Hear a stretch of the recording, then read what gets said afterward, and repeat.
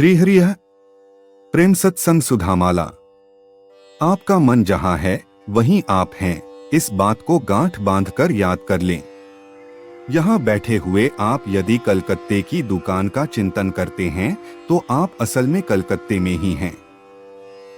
इसी प्रकार यदि शरीर यहां है पर मन शरीर को छोड़कर दिव्य वृंदावन धाम की लीला में है तो आप वृंदावन धाम में ही हैं।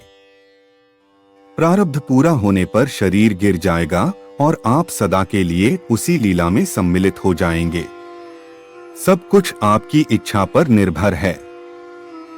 इस अटूट सिद्धांत को मानकर साधना में लगे रहने से ही उन्नति हो सकती है।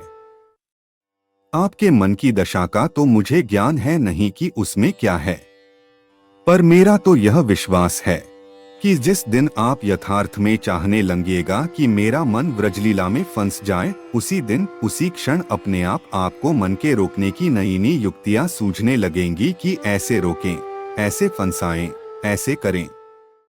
नहीं होता है, इसमें प्रधान कारण चाह में कमी ही है। मुझे अनुमान होता है कि वह व्याकुलता ही मन में शायद नहीं है। कभी कभी सोडा वाटर के उफान की तरह चित्त चाहता है, फिर ठंडा पड़ जाता है।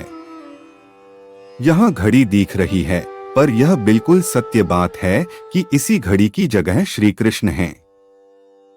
अब जब तक आप घड़ी देखना बंद नहीं करेंगे तब तक श्री कृष्ण कैसे दिख सकते हैं?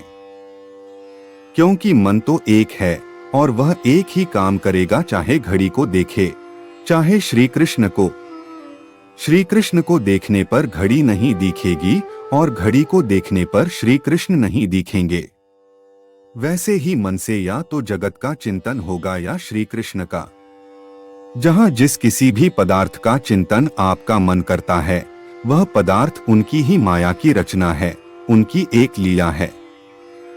जब तक आप इस लीला को छोड़कर उनकी उस दिव्य चिन्मयी लीला में मन नहीं ले जाएंगे, तब तक कोई दूसरा क्या करेगा? आप कहें कि हमसे ऐसा होता नहीं, इसका साफ उत्तर है कि आपका मन अभी यह चाहता नहीं कि इस लीला को छोड़कर उस परम दिव्य लीला में जाए। आरंभ में कठिनाई होती है, पर ऐसी ऐसी युक्तियां हैं कि जिनके करने से मन वश में होगा ही। जब तक मन उसमें लीन नहीं होगा तब तक केवल पढ़कर वह आनंद आप ले ही नहीं सकते। आप करना चाहें तो मैं एक युक्ति बतलाता हूं, पर वह होगी करने से ही। मान लें आप हरे राम जपते हैं।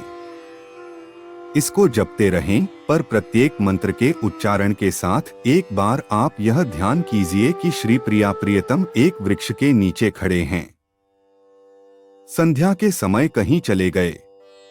टीबे पर बैठकर देखिए, एक सड़क है, अत्यंत सुंदर सड़क है और उस पर वृक्ष ही वृक्ष लगे हैं। अब प्रत्येक वृक्ष के नीचे आप एक बार श्री कृष्ण को एवं श्री राधा रानी को देखिए तथा माला के मन के फेरते चले जाइए।